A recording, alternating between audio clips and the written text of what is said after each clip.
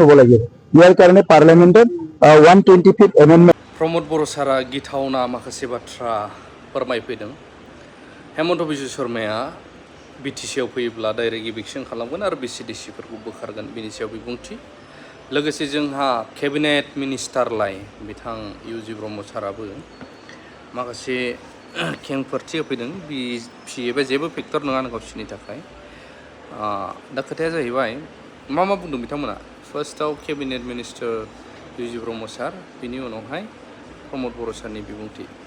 दा बिपिएफखौबो गिया बिपिएफआ जोंनि फेक्टर नङा कंग्रेसआथ' एखेबारे फेक्टर नङानो आरो बिजेपिखौ लानानैबो जोंहा गिनाय गैया खारन बिजेपिया जियानो खालामा जेसेबां खालामा मानो सरकार दानो हानायसिम एमसिएलए बा नाम्बार देरहाहैनो हानाय अबस्था गैया बिसोरो मोनसे सिमायावनो थानांगोन आरो ओंखायनो जों रावखौबो गिया आरो दस्रा दलथ' गैखायानो दा इउपिपिएलआनो मोनसे दल जायनाखि माने एबसलुट मेजरिटिबो जानो हागौ बा सिम्पल मेजरिटि लानानैबो जोङो गभर्नमेन्ट दानो हागौ खारन जोंनि टारगेटआ मा गुसुं समनि टारगेट नङा गोलाव सम बिटिसिखौ सासन खालामगोन जों 10-15 बोसोर बा 20 बोसोर बिनि टारगेट लानानै जों खामानि मावगासिनो दङ। केडार भित्तिक अर्गानाइजेसन रुट लेभेलाव डिभलुटेड जाबाय कर्मीफ्रा लोरसोर जानो रोंला।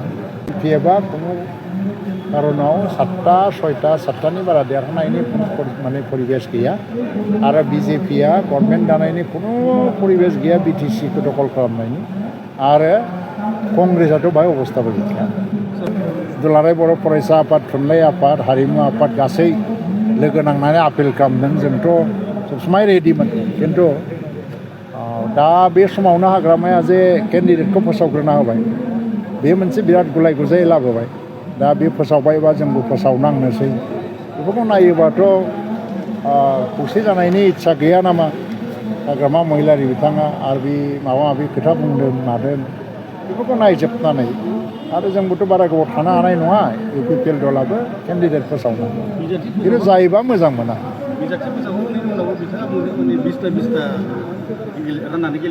होमबालाय बे दा 20 जन केन्डिडेट जि फोसावदों बेखौ उइद्र' खालामग्रोजोबदो बे नङामोन होननानै गाव स्टेटमेन्ट होनांगौ। बेनिफ्राय फर्मुलाया मेडियाव नङा जनानै रायलायगोन।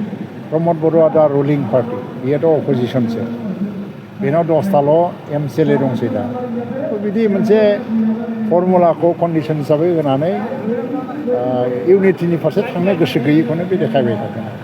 आरो बेल' नङा इउपिपिएलआ गासै बिटिसि ओनसोलावनो 20टा 20+ जिथु 25टा बा बिनि बाराबो सिट जों देरहाहैनो हागौ।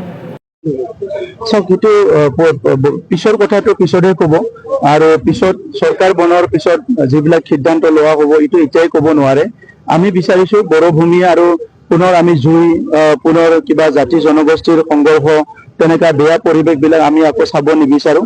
আমি শান্তি সম্প্ৰীতি নিৰাপত্তা সমন্বয় সেইটো আমি বিচাৰোঁ। গতিকে আমি চেষ্টা কৰিম অনাগত দিনত বিভিন্ন জাতি জনগোষ্ঠী ঐক্যভাৱে আগুৱাই যোৱাৰ কাৰণে।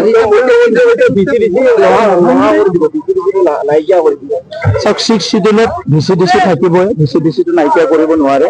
ভিচিডিচিত ইলেকশ্যন পাতিব পাৰে গতিকে ইলেকশ্যন পাতাৰ কাৰণে সংবিধান সংশোধনী হ'ব লাগিব। ইয়াৰ কাৰণে পাৰ্লিয়ামেণ্টত 125th এমেণ্ডমেণ্ট যিটো সংবিধান সংশোধনীৰ কাৰণে 10টা 6 শিডিউল লগ লাগি নিবেদন কৰা হৈছে কিন্তু ইয়াৰ ভিতৰতে কিছুমান 6 শিডিউলে আজি হিলছ অঞ্চলৰ 6 শিডিউলে যে ট্ৰেডিশ্যনেলি তেখেতসকলৰ ভিলেজ কাউন্সিল আছে সেইসকলে অপ'জ কৰি আছে যে নিজৰো ভিলেজ কাউন্সিল তেখেতসকলৰ আছে যিয়ে নেকি আজি পাৰ্বত্য অঞ্চলবিলাকত পাহাৰীয়া ৰাজ্যবিলাকত সেইবিলাক চলি আছে ট্ৰেডিশ্যনেলি।